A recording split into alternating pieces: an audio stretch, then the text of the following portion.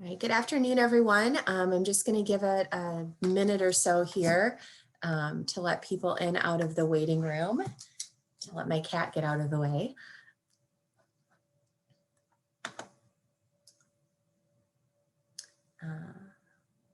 All right.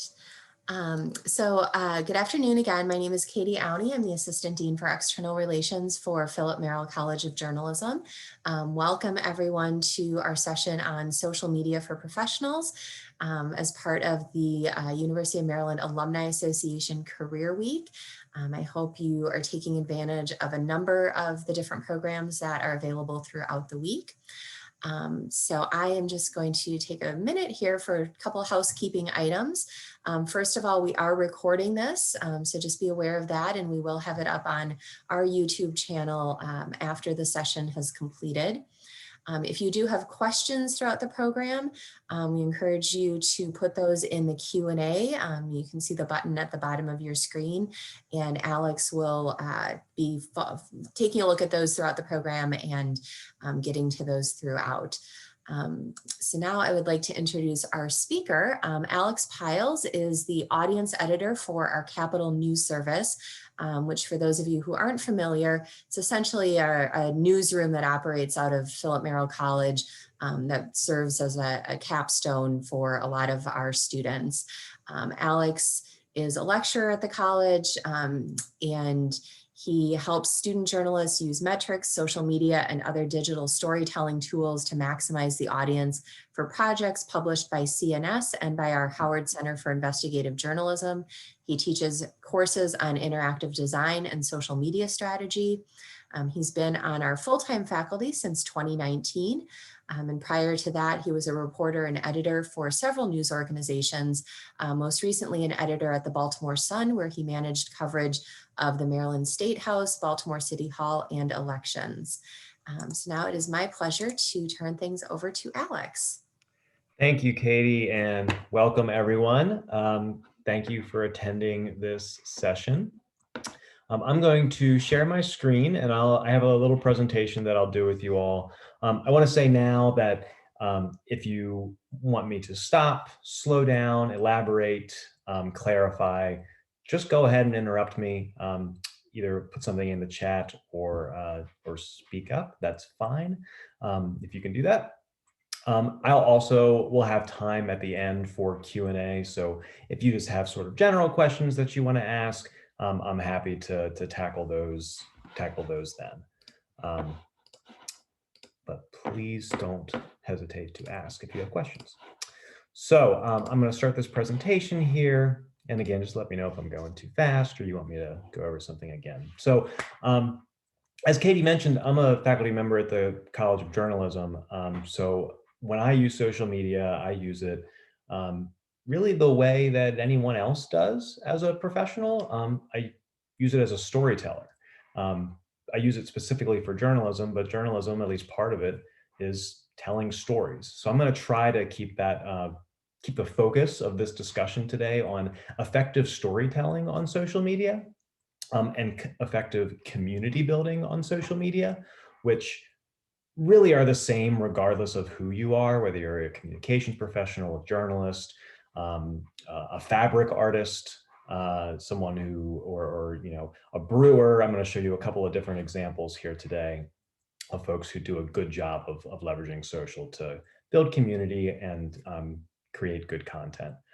The first thing I want to say before we really get going is that we need to understand what social media is about. And I assume that most of you are social media users, and that's why you're here, you're interested in it.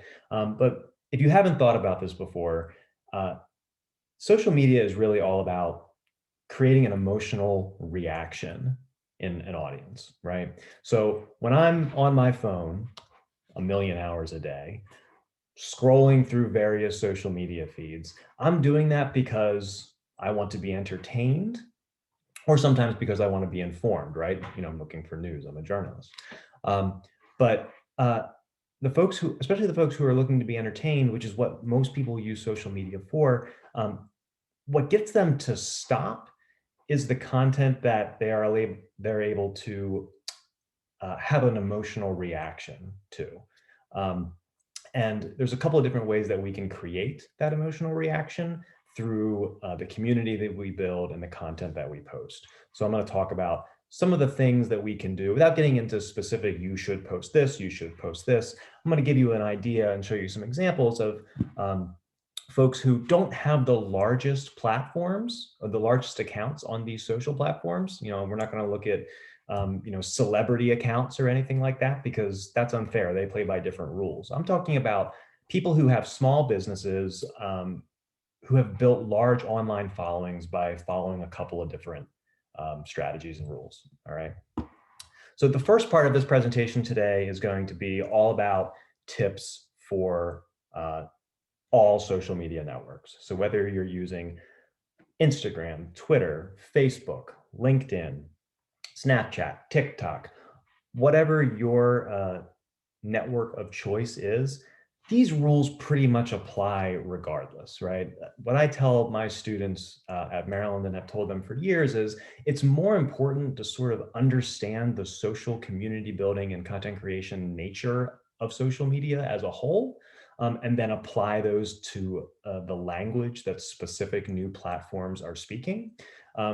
That's more important than being an expert on the individual platforms, right? If you have sort of the broad idea of what social media is and what good content is, usually those can be applied with some changes to each platform.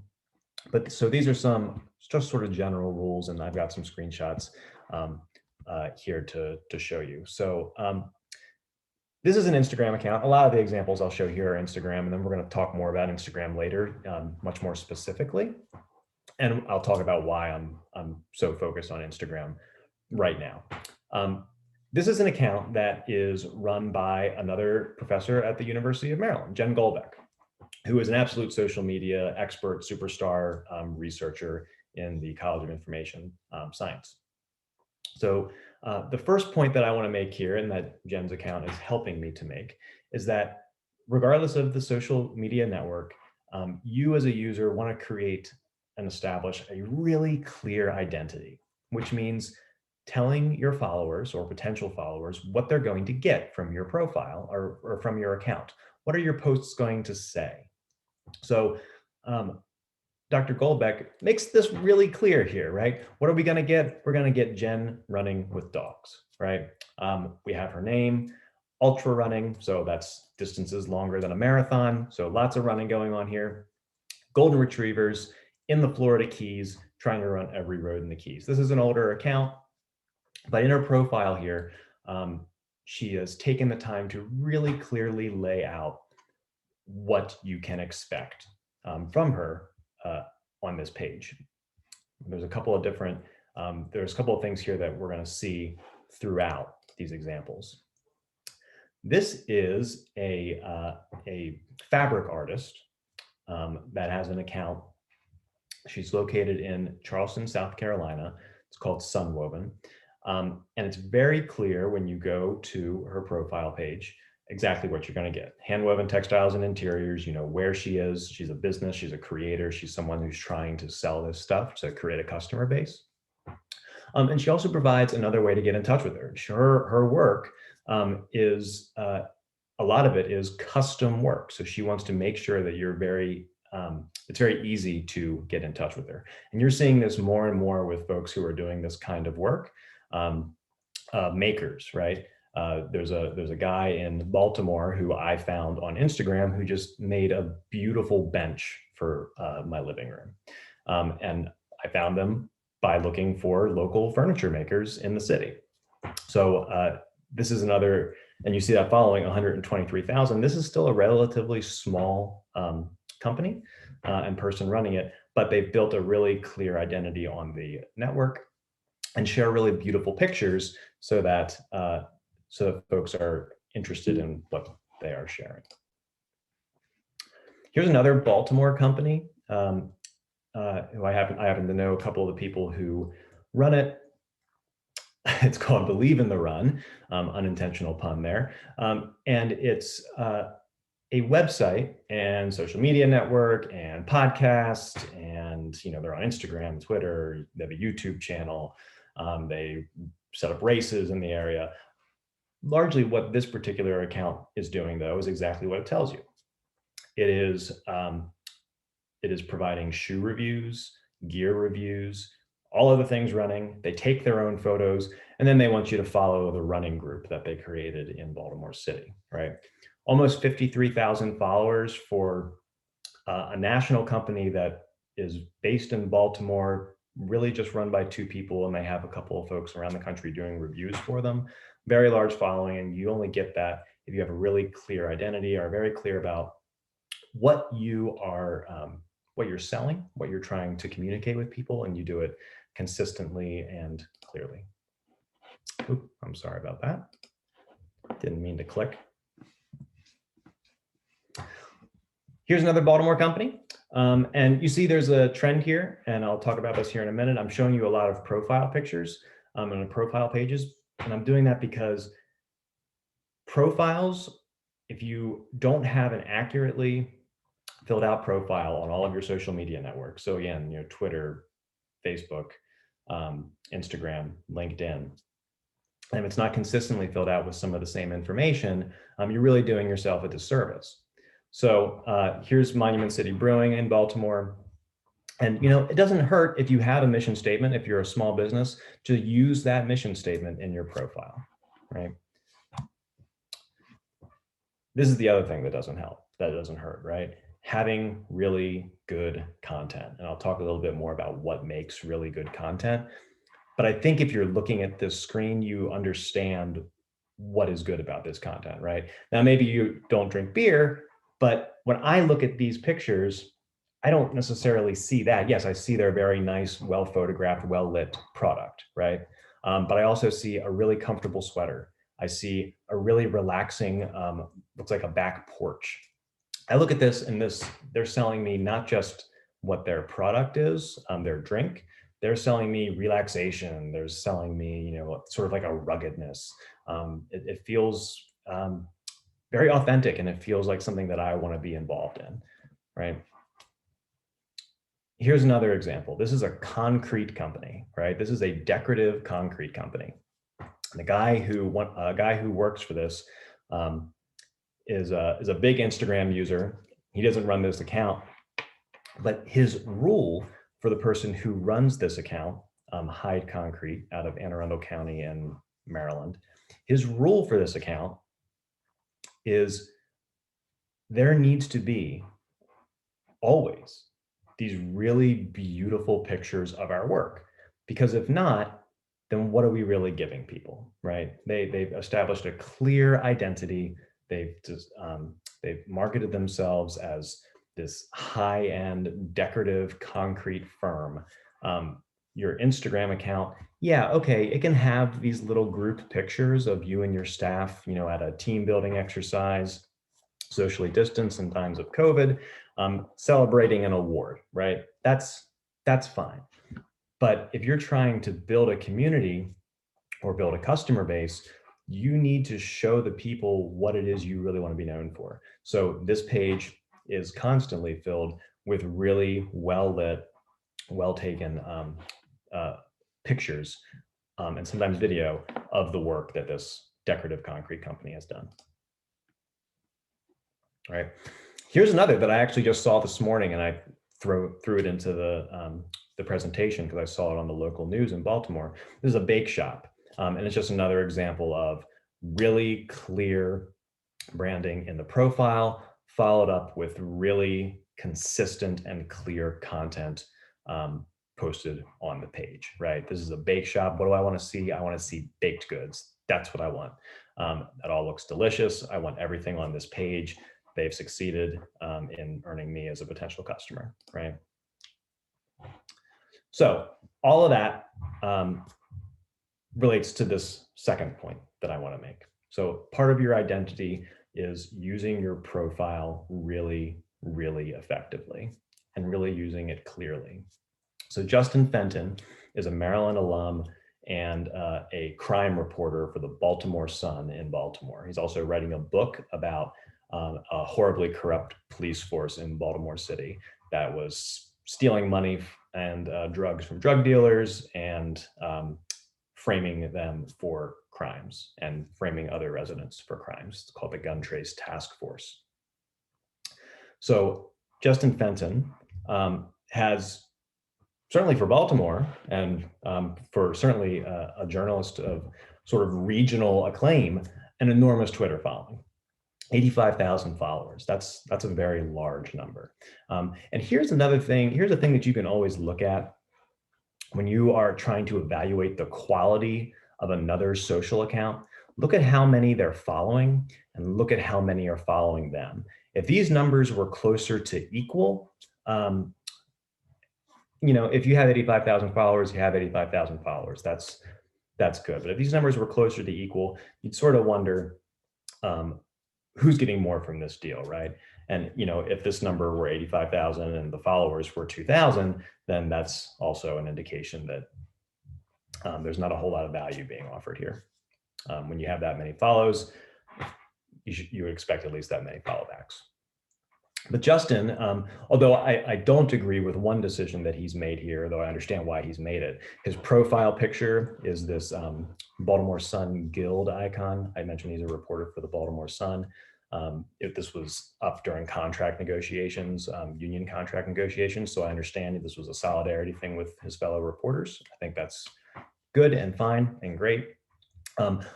Ordinarily, though, I'd love for that profile picture to be something that's really recognizable and consistent across his social platforms, right? And that's a point that I'll make maybe in the next slide, that consistency is really important.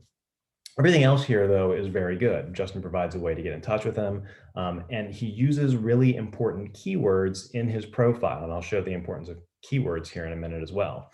Crime reporter. Just the word crime is really important.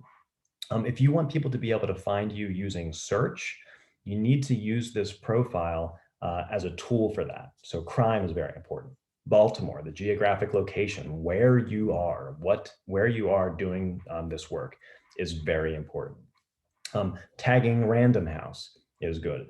Random House, I know what Random House is. I know that's a large publisher. That tells me something about Justin's credibility right there off the bat. I don't think Random House is signing no names to book contracts, right? So that tells me a whole lot right there. And then he's providing a link to be able to order his book, because while mostly what this account is him sharing his journalism, sharing his work, he's also right now trying to sell a book, right? And he's trying to provide access to that book to make it really easy. I mentioned consistency, and I would be a really bad teacher if I didn't take this opportunity with wonderful alumni on this call to not brag about students. So this is Capital News Service, and these are some of the social media accounts that students at the University of Maryland, Philip Merrill College of Journalism, devise a strategy for, create community for, create posts for. And you'll notice that the brand identity across these platforms is identical, right? We've got the same logo as our profile picture for every single network.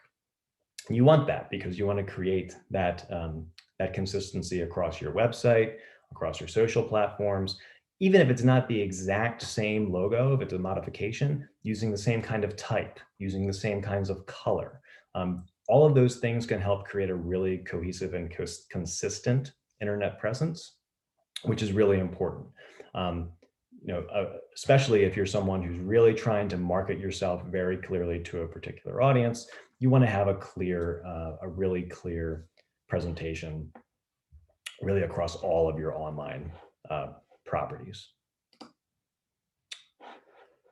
All right. Let's see here. I'm just going to take a look at the chat here. 1 second.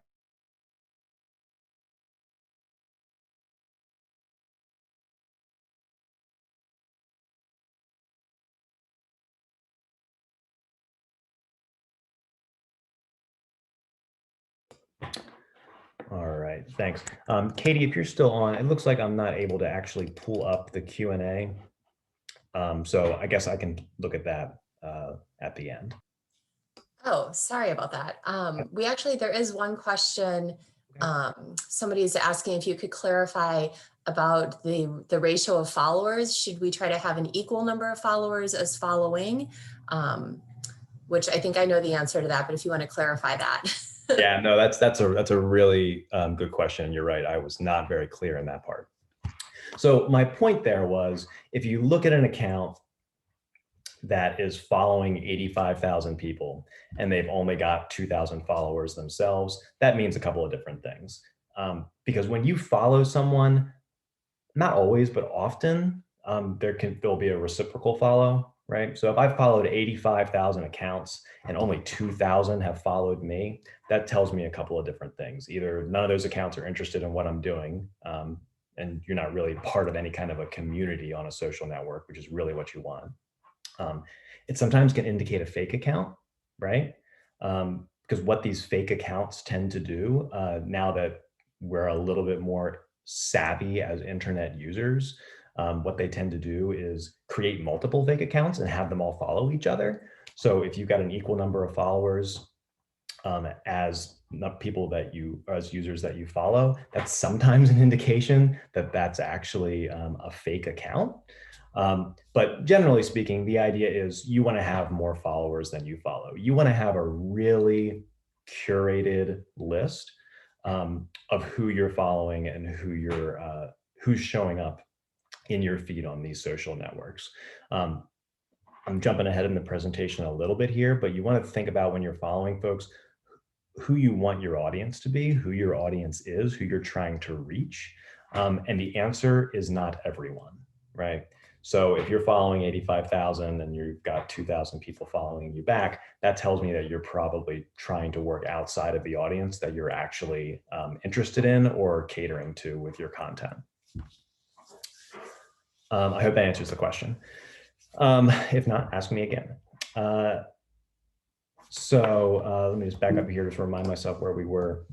All right, so be consistent. The next thing that I want to suggest to sort of help ensure some of that consistency is to Google yourself, right? We're talking about social media, but we're also just talking about the internet, right?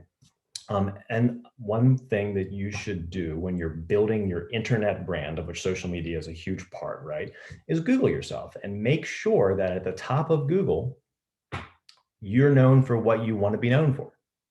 So here's this Believe in the Run company that I showed you a couple of slides ago. And I would say that they should be pretty happy with what happens when they Google themselves. We get a link to their to their main website.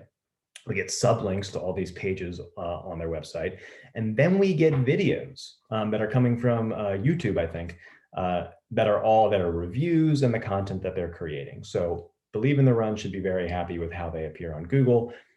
They obviously have taken some time to really curate and make sure that their internet presence is what they want it to be. Side note, if you Google me, I'm not happy at all with how mine looks. And there's a reason for that. There is a writer named Alexander Pyles. He's about my age. And I think he writes, it's been a while since I've looked at him, but I think he writes like fantasy novels and like creative writing. That is not what journalism is. But when you Google my name, you get mostly pictures of me, mostly links to work that I've done or profiles of me on, the Baltimore Sun's website and the University of Maryland website, but also some of this other Alex Pyles's work. So I'm not super happy with my Google presence. Maybe one day I'll do more to fix that. President Pines, the fearless leader of the University of Maryland, should be very happy with his Google presence, right? Now, I'm not going to suggest that Dr. Pines isn't a celebrity, but he's the famous person in the world, right? Outside of Maryland, in wider, broader circles, folks probably don't know who Dr. Pines is. But if you Google his name, he should be very happy with what shows up here. First, his presidential page on the University of Maryland website, and I'm certain that the folks who are responsible for SEO at the university were very sure to make sure that was a top result. That's good. His faculty page in the Department of Aerospace Engineering probably is a celebrity in that field. The next thing that we see is earned media, right? A news story by the Baltimore Sun about Daryl Pines after he was selected as the next president of the University of Maryland. And then the Wikipedia page, which we all know is not a great source of final information, but is a place where, let's face it, a large percentage of the internet is going to go to learn about you before potentially researching a little bit deeper. We also have this Google section over here, recognizing Dr. Pines as a person of some import, right? So Dr. Pines should be very happy with what his Google page looks like. Not only should you Google yourself, but Google what it is you think you want to be known for or should be known for, or what kind of content are you creating? What communities do you really want to be a part of? Google that topic and just see where you show up. So I Googled a couple of different things with Justin Fenton, the Baltimore Sun crime reporter. And I Googled Baltimore crime Twitter. Because for me, maybe not everyone does this, but if I go to a new place and I want to know, breaking news that's happening in that area, Twitter is a great social media network to find out about breaking news. So I might immediately start looking for good reporters on that platform. And Google still has the best search engine of, any better than any of the native social media network search engines. I might go here and type something like Baltimore crime Twitter, hopefully looking for information about Baltimore crime on that platform. And if I'm Justin, I'm very happy with this result. Baltimore police is the first result, and then Justin is the second. All right. One of the reasons for that is because his profile so clearly stated that he was a crime reporter in Baltimore within the first couple of words. That's one of the reasons why this shows up here. Another reason that it shows up is that he has a verified account. And another reason it shows up is that he has a very large following, right? 85,000 is large enough to get Google's attention.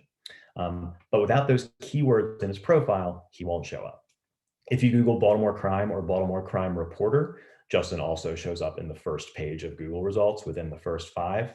And really, if you're not within the first 5, you're losing a lot of your search audience at that point. So you really want to be within the first couple of links posted on a Google search engine results page. Justin does that, so he should be very happy. All right, here's another tip and a timely one. Across social platforms, identify the trends, but do so really early. So even if you have not paid not paid attention to social media at all for the last week, if you just turned on your television, you know about the Bernie Sanders photo and you know about the Bernie Sanders memes, because one day last week, it was a story on the CBS Morning News. News stations were doing stories about how Senator Sanders had become this social media meme. I got to tell you, the first time I saw it, I thought it was hilarious. I thought it was really funny, and it was the kind of thing where it just made me love the internet, right? The internet finds a weird picture, a funny picture, and just creates all of these graphics that can make me laugh.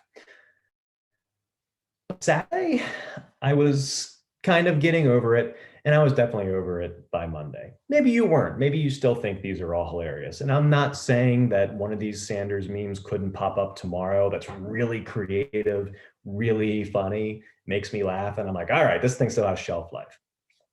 But what I don't need is for the third restaurant in my neighborhood 4 days after the inauguration to post another one of these Sanders memes.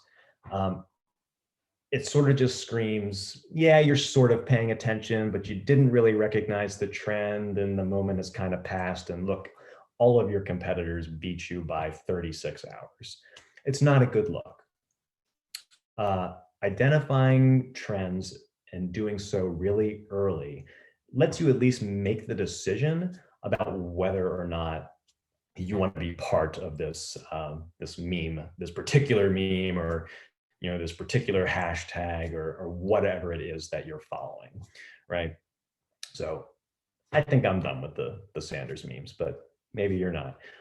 Also, just because I am a journalist, and if you don't know, I don't know. I don't know if you'll hear it anywhere else. The photographer of that Sanders photo is a gentleman by the name of, I don't know how to pronounce his name, so if you know him, correct me. Brendan Smile. Think about having a creative work like that shared all over the internet by hundreds, thousands, millions of people, and no one knowing that you're the one who took it. So I just thought that credit there. All right, some more tips. I'm just going to go through these kind of rapid fire, and then I want to talk in more specific detail about Instagram, and then I'll take all the rest of the questions that you have. So a big tip is to pick a topic, or maybe one or two that you really want to be known for, and then lurk your competitors. So I'm a journalist. I once covered politics, right, for a couple of different newspapers in Maryland. And one of the first things that I did was follow all of my competitors, watch what they posted, and then watch to see who retweeted them, who liked them. It was all Twitter then, when I first started. Later on, checking who's commenting on their Instagram posts or their Facebook pages.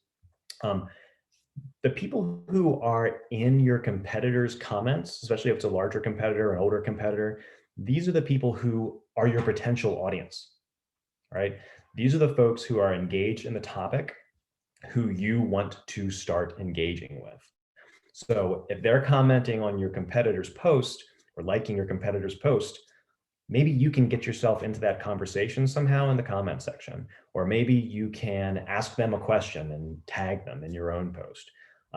Don't be a creep. You don't want to go to your competitor's page, whether you're selling shoes or trying to cover the Maryland General Assembly, and comment on all of their followers' responses and be really clear about the fact that you're trying to steal away some audience or grab some of their audience. You have to be a little subtle about it. And there's not like a magic number or anything like that. It's all about feel. But just remember that the folks who are interacting with your competitors are the folks who are potentially going to want to interact with you.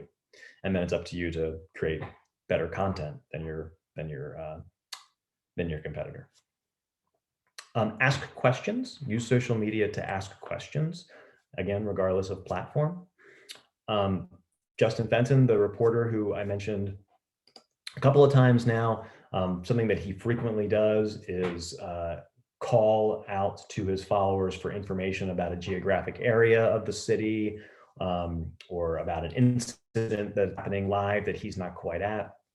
Now, he has a large following. He's built a lot of trust and a lot of community over the years, so he gets a lot of responses. You may not right away if you have a smaller following, but asking questions and including the community in your content creation or in your in whatever brand you're trying to build is going to build a lot of trust and make it much easier for you to ultimately have your content seen. And asking questions makes your content better too.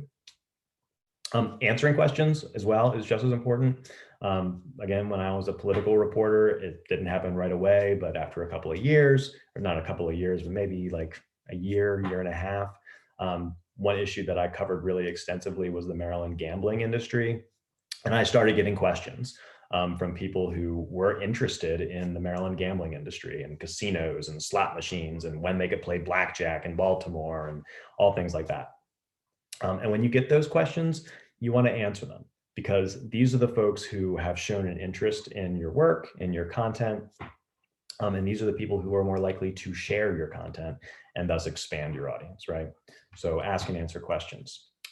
Experiment and be an early adopter. If you don't have a TikTok account, sign up for one. You don't have to, right away start pumping out 15-second videos. But you could lurk for a little while, using that lurk word here again. You can lurk on the social media network for a little while and just sort of understand how it's used, and get to the point where you're like, okay, I have an idea for how I could create content for this platform. I'm going to skip down to the last item and then come back. Speak the language of the platform. That's really important. So all of these tips I've given so far are really specific, or are not so specific. They're broad. But each platform has its own language. There's different hashtags potentially. There's different uses of emojis. There's different phrases that could be used in copy, whether it's Twitter or Instagram or whatever. Understand how users are talking to each other on those platforms before you start posting, right? You don't want to sound foreign in the platform. And then lastly, be consistent, right? If you're going to launch an account, you're going to start posting and trying to build community, you really have to keep up with it. Depending on your goals, once a day may be enough. But if you really want to grow, you have to be thinking about multiple posts a day, 3 to 5 on a lot of different networks. And it does depend, it varies slightly depending on the platform. All right, so I already talked about this. I'm going to breeze through it. Who's your target audience? It's not everyone. Find the platform that's going to work best for you based on who you want to reach. And I want to talk a little bit now about Instagram. And I might go a little fast here because I want to make sure I allow some time for you to ask any other questions that you have. But I'm a big fan of Instagram, and there's a couple of reasons for that.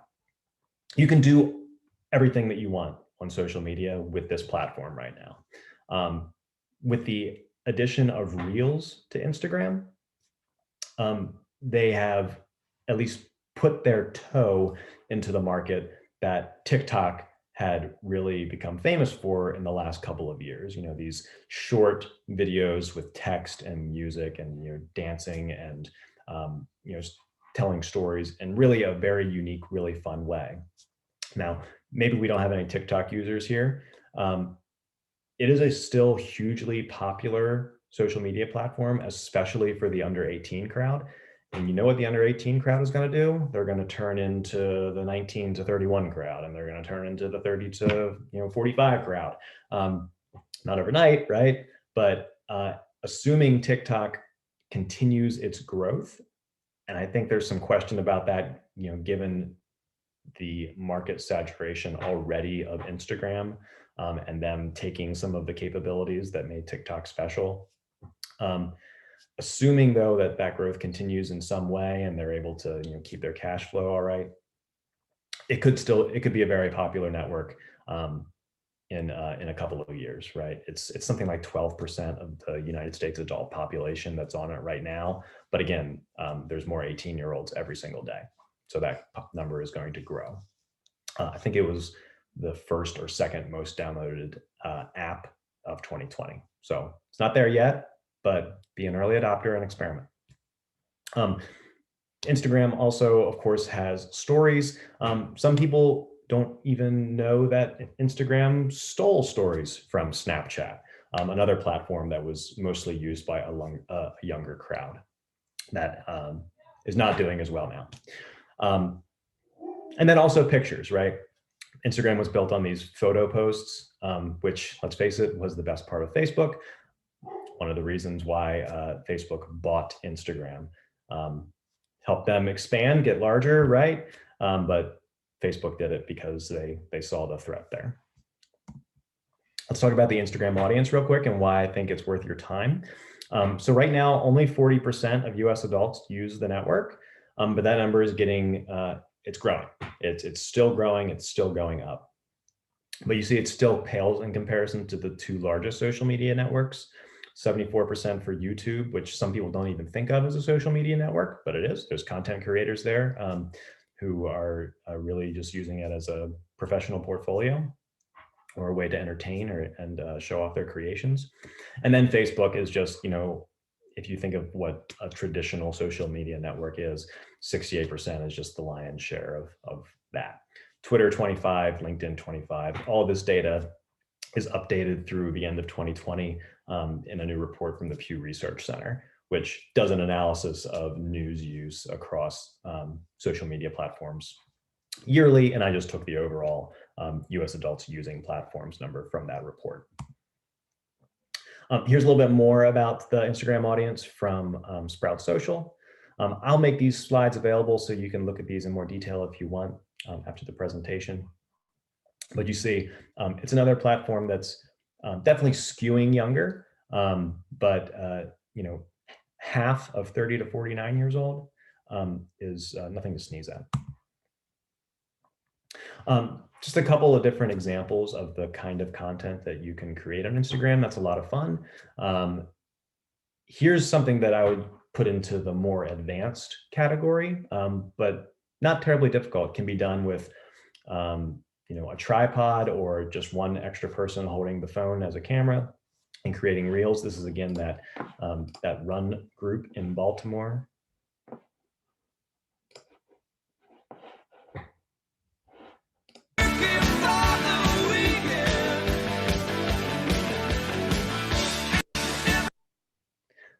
Not sure if you can hear my music or not, but that's just kind of fun. It's like 15 seconds long.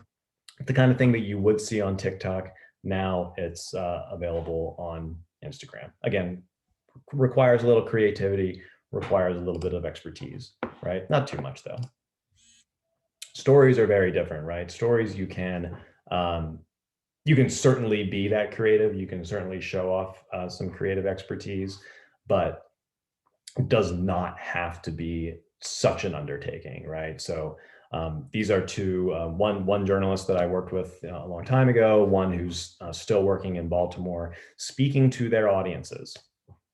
So Lisa is a former journalist who is now an entrepreneur who is doing a whole lot of consulting, and she also does improv comedy, and she uses her story really to update her followers, her audience on her entrepreneurial ideas and her progress as a businesswoman.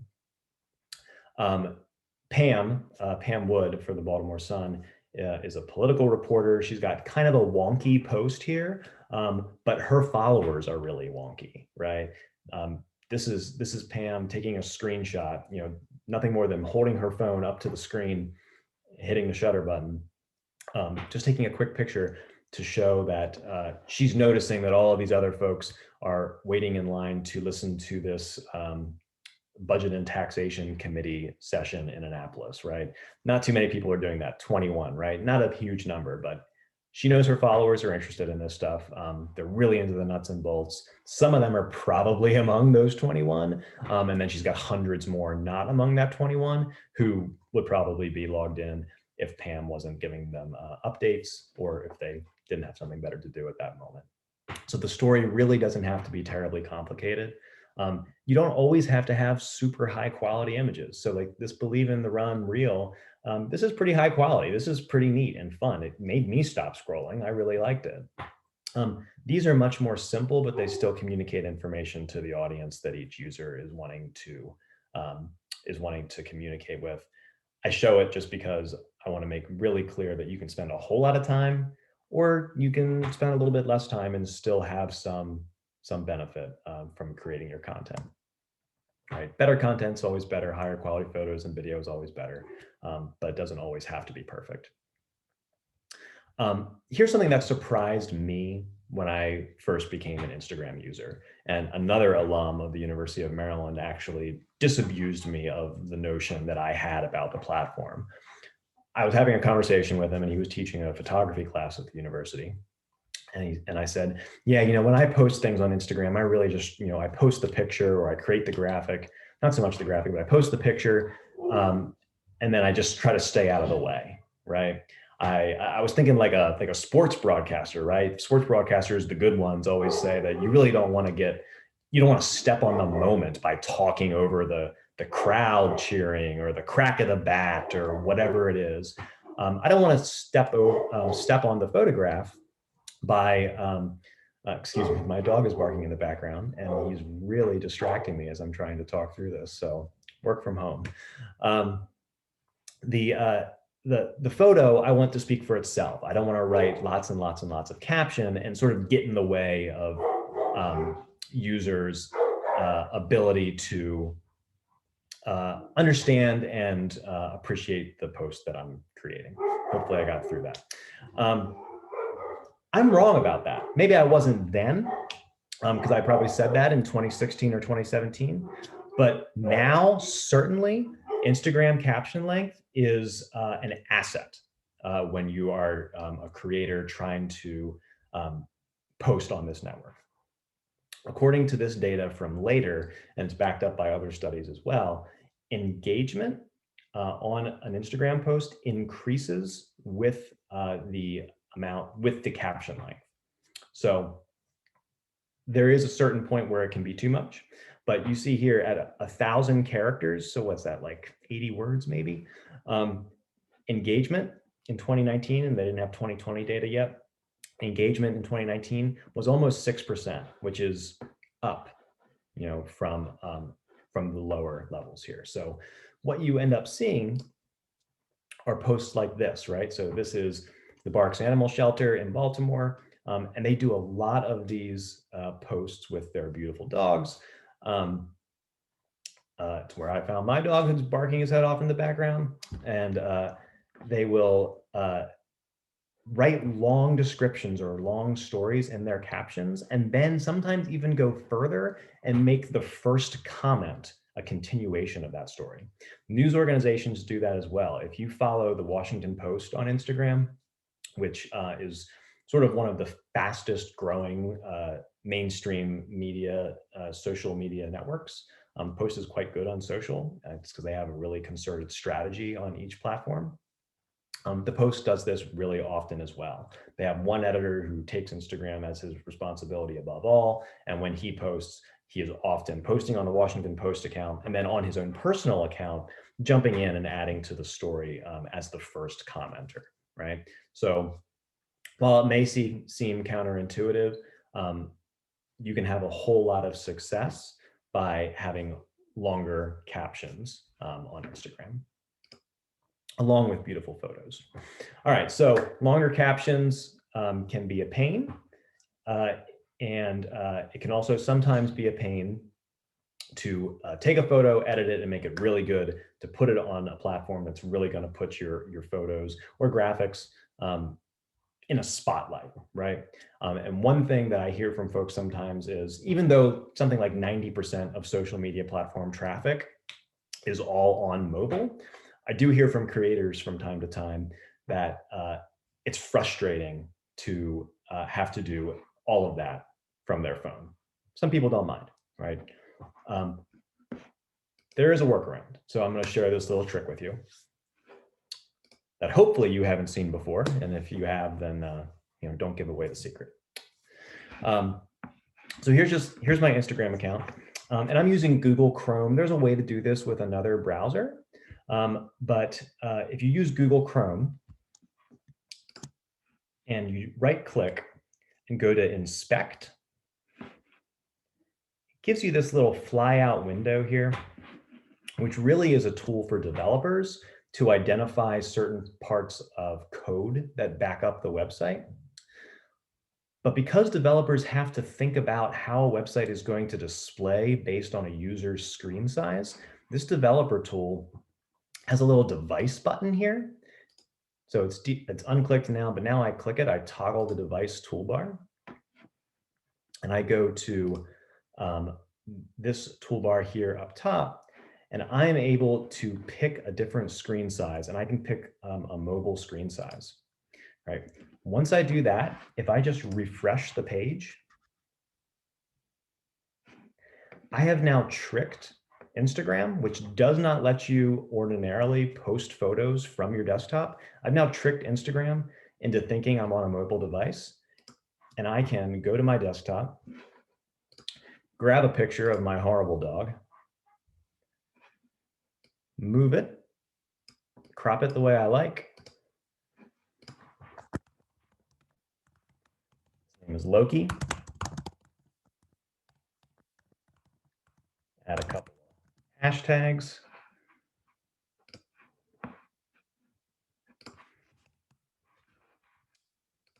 And share.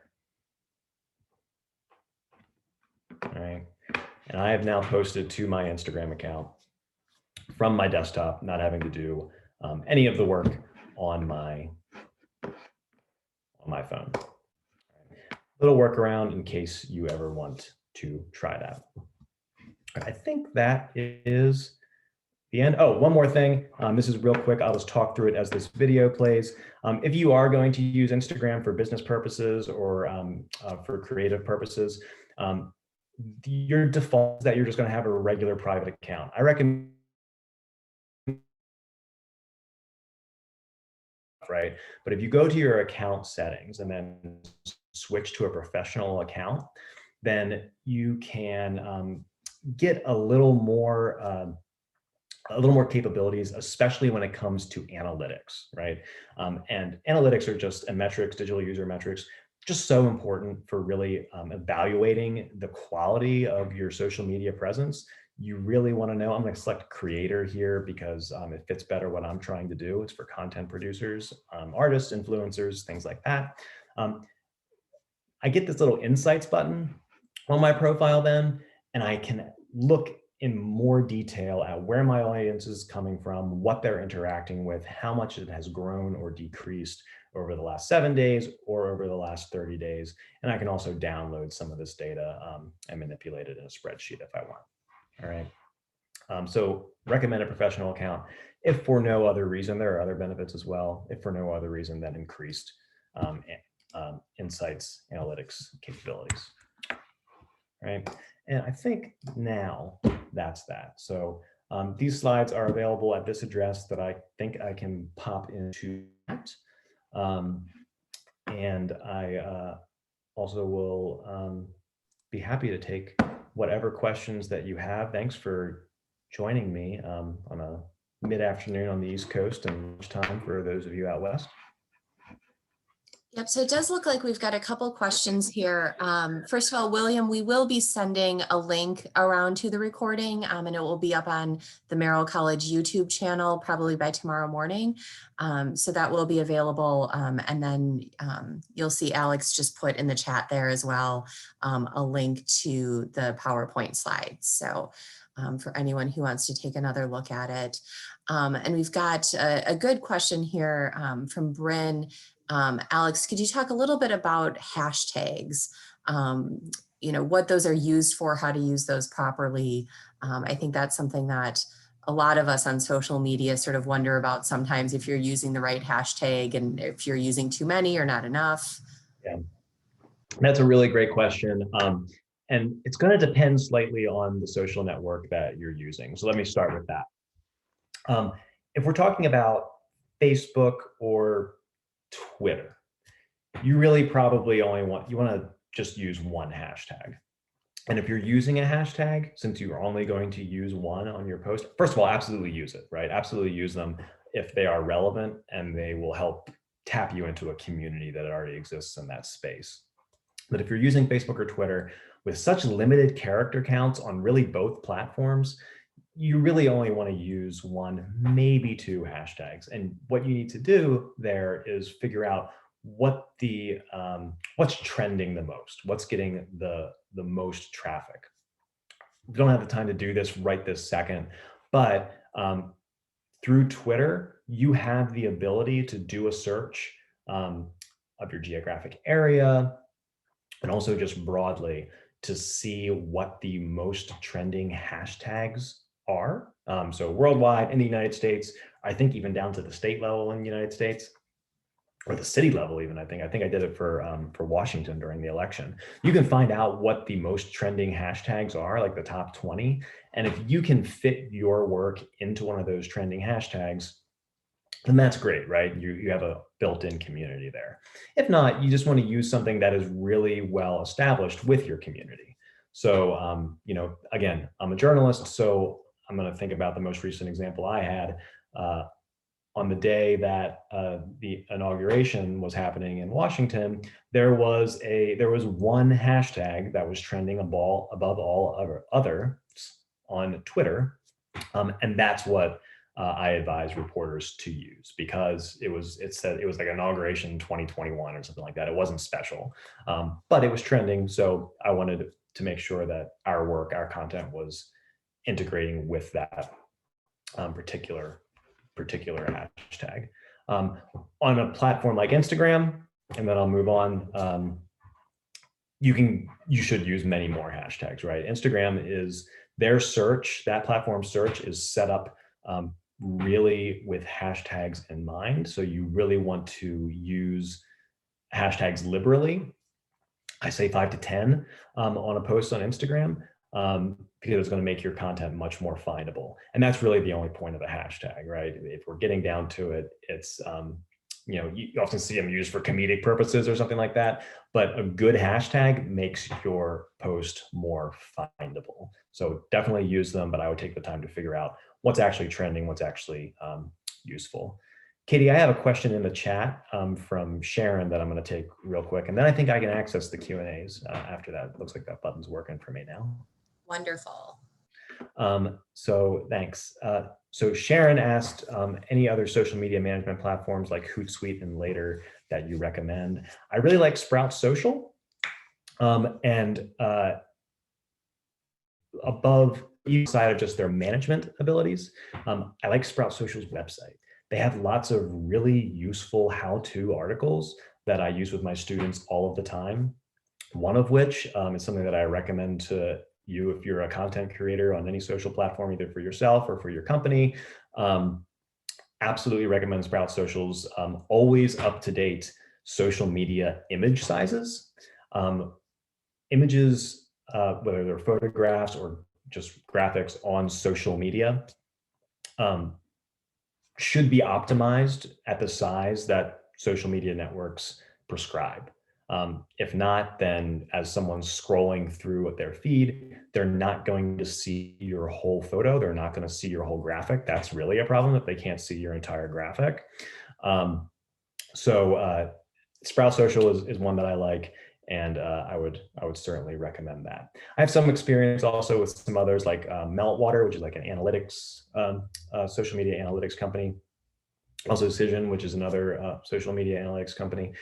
It just sort of depends on what your needs are and how many accounts that you want it to follow. Karen asks about, I think Instagram accounts for professional service firms. What specifically, Karen, if you're able to elaborate, let me know specifically either in the chat or here. What specifically you mean. So certainly for businesses, it's useful, but what particularly for professional services?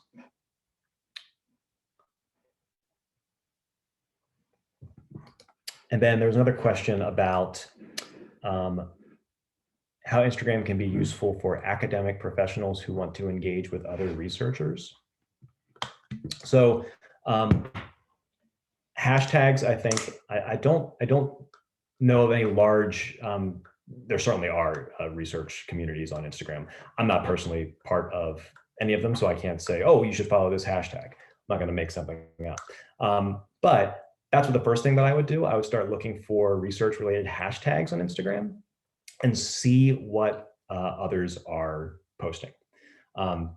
Start using those hashtags on your posts and see what's effective, and just try to learn the language that researchers are speaking on the platform, and then become part of the community that way. Let's see.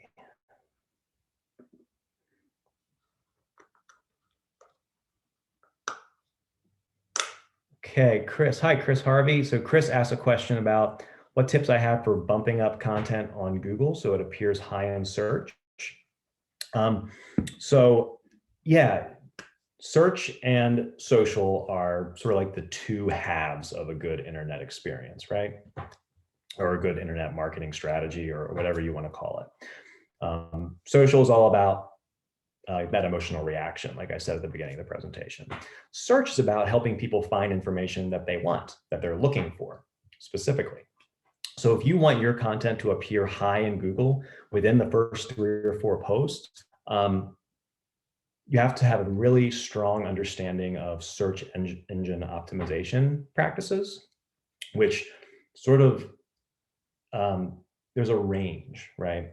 So as a writer, if you're writing headlines, you want to make sure that you're using highly relevant keywords in your headlines or your page titles, right? You also want to make sure you're using those highly relevant keywords early in your story or in your copy, your informational copy, whatever it is. Google doesn't tell us everything about how they rank pages, and some of it is based on Are you a proven reputable site? Are you an enormous website with lots of content like CNN? Some of it is that stuff that not all of us can have where we're working or what we're doing, right? But other parts of it are having those good search terms in your title, using subheadings throughout your copy, and using highly relevant keywords in those subheadings as well. Just Google crawls all of that, and that will help bump your page up. There's also a coding component too. If you're the person who's designing the back end of the website, or you can work with that person, or you can learn how to do some basic HTML coding, there are meta tags that you can put into the head of an HTML document in the back end of a web page that will increase your searchability as well. Most importantly, the headline, the top of the copy, and then also the file name that you upload. That's something that lots of folks don't understand immediately. Every time you upload a picture or a file with text on it, that's going to become a web page to the internet. Make sure that it's not called, make sure you don't just spit it right out from your iPhone and it's called, IMG_0127. That's not helpful for anyone who's looking for the actual content that's in your photograph. And those file names are searchable, right? Okay. Oh, this is a really good question. Should we upload our real photo in the profile on Twitter and Instagram in terms of safety? So if you look at my Twitter account, I don't have my real photo there, right? But it's not because of safety. It's because it's like a caricature drawing of myself that I really like, and I use it on Facebook too. I would think about, certainly think through all of those things. I have never at any point recommended to one of my students that they not use their real photograph. That doesn't mean something couldn't happen, right? There are no guarantees in this world. Death and taxes, right? But I've never advised a student not to do that. I have advised students not to, and others at Merrill College have advised students not to put their physical address on the internet, on a resume page, on a social media platform, or anything like that. That just seems like a bad idea, and is a safety measure that you can certainly take.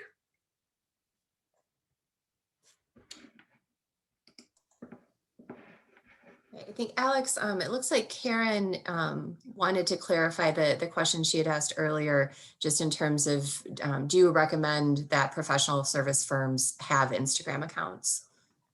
I recommend that everyone has an Instagram account.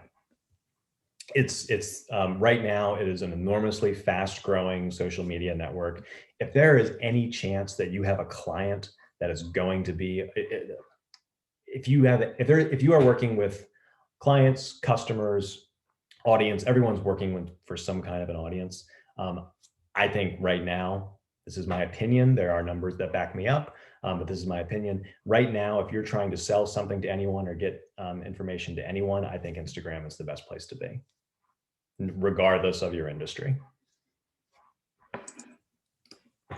Well, thank you so much. It looks like we're just a little over 4 o'clock here. So thank you to Alex for joining us this afternoon. As I mentioned before, we will be sending an email out with the recording, and we'll include a link to Alex's slides in that as well. So thank you everyone for joining us this afternoon. I also put the link in the chat to the full schedule of Alumni Career Week events, if you are interested in checking that out, to see if there's anything else that you might want to take a look at this week. So thanks a lot, everyone. Have a good afternoon.